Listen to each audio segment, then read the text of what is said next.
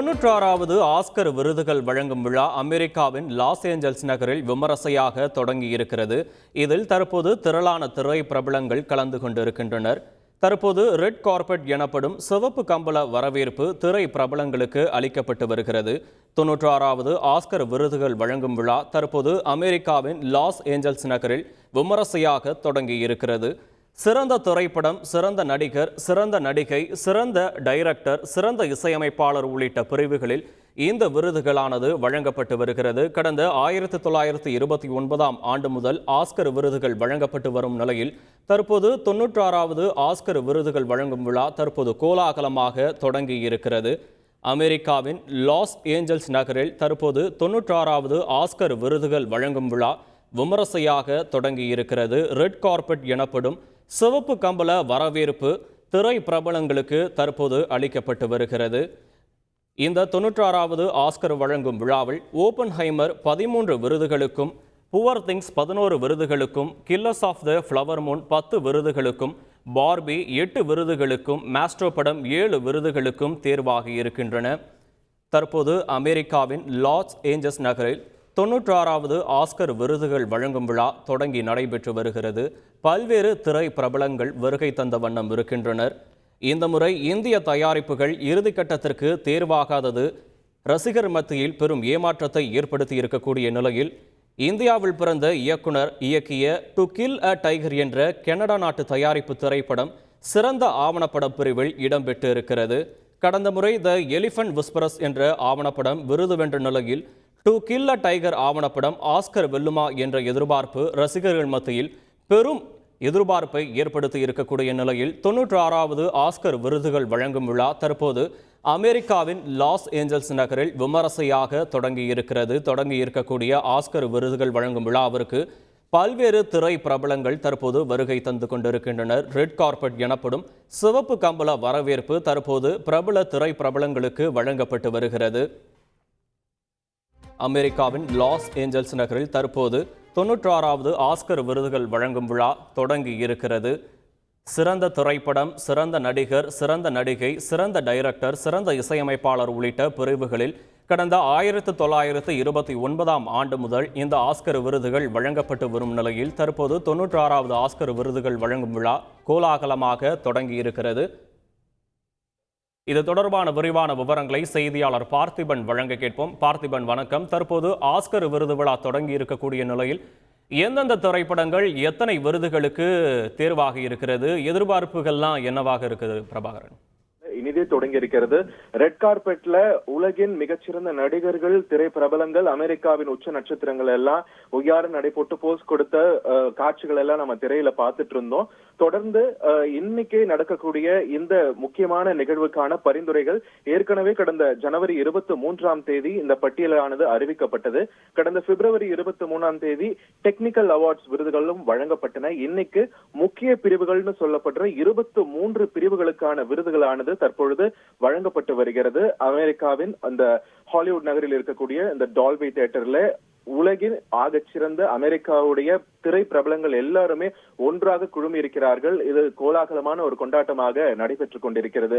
அது மட்டும் பாத்தீங்களா இல்லைன்னா இங்க பாத்தீங்கன்னா வருணன், இந்த வருஷம் வந்து நாமினேஷன்ஸ்ல பாத்தீங்கன்னாக்க சர்ச்சைக்கும் பஞ்சம் இல்ல, சுவாரஸ்யத்துக்கும் பஞ்சம் இல்ல.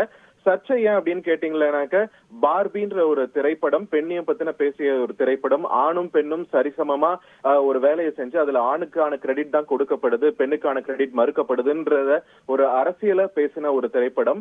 அந்த அரசியல் நிஜ வாழ்க்கையிலும் வர்ற மாதிரி அந்த படத்துல நடித்த ஆண் நடிகர் மட்டும் நாமினேட் பண்ணப்பட்டிருக்கார், பெண் இயக்குனருக்கும் பெண் நடிகையும் நாமினேட் செய்யப்படல அப்படின்ற ஒரு சர்ச்சை இருந்தது.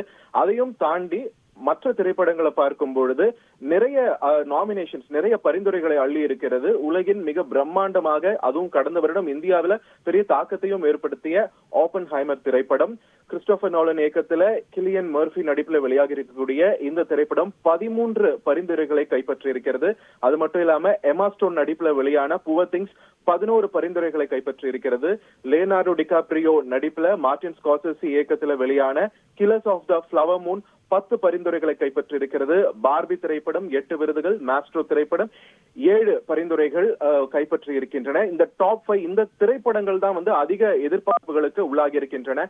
இதுலயும் பாத்தீங்கன்னா குறிப்பா பெஸ்ட் சப்போர்ட்டிங் ஆக்டர், சிறந்த துணை நடிகருக்கான விருது, அந்த கேட்டகரியில பாத்தீங்கன்னா நாமினேட் ஆயிருக்கக்கூடிய அந்த 5 பேருமே மிகப்பெரிய star. Sterling K Brown, Robert De Niro, Robert Downey Junior, Ryan Gosling, Mark ரஃபெல்லோன்னு சொல்லிட்டு எல்லாமே பெரிய பேர். இதுல யார் ஜெயிக்க போறாங்க அப்படின்ற ஒரு எதிர்பார்ப்பு சற்று கூடுதலாகவே இருக்குன்னு சொல்ல. அது மட்டும் இல்லாம சிறந்த நடிகை கேட்டகரியில பாத்தீங்கன்னா தென்னிந்திய பிரிவில் இருக்கக்கூடிய ஒரு நடிகை, முதல் முறையாக அந்த பின்னணியில் இருக்கக்கூடிய ஒரு நடிகை ஆஸ்கருக்கு நாமினேட் செய்யப்பட்டிருக்காங்க. அது கூடுதல் கவனம் பெற்றிருக்கிறது. ஏற்கனவே 2-3 பிரிவுகள்ல தற்பொழுது விருதுகளானது வழங்கப்பட்டாகிவிட்டது.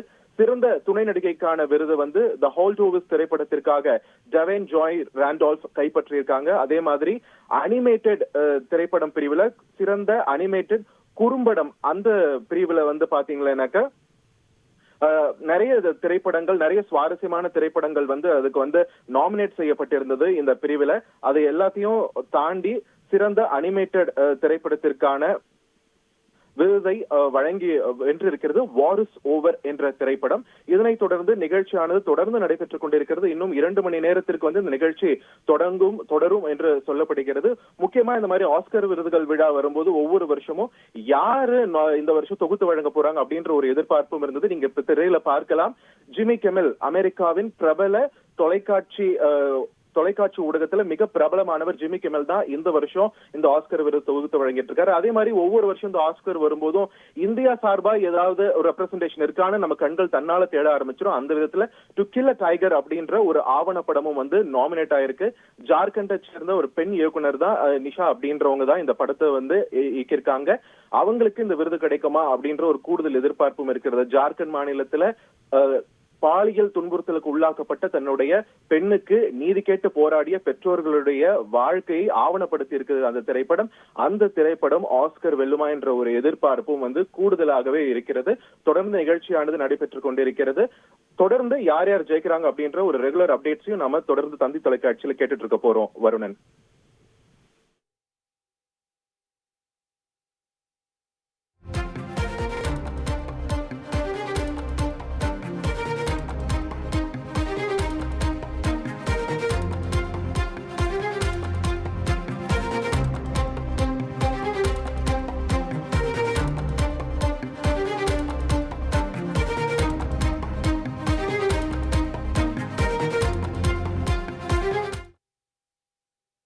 தொன்னூற்று 6வது ஆஸ்கர் விருதுகள் வழங்கும் விழா அமெரிக்காவின் லாஸ் ஏஞ்சல்ஸ் நகரில் விமரிசையாக தற்போது தொடங்கி இருக்கிறது.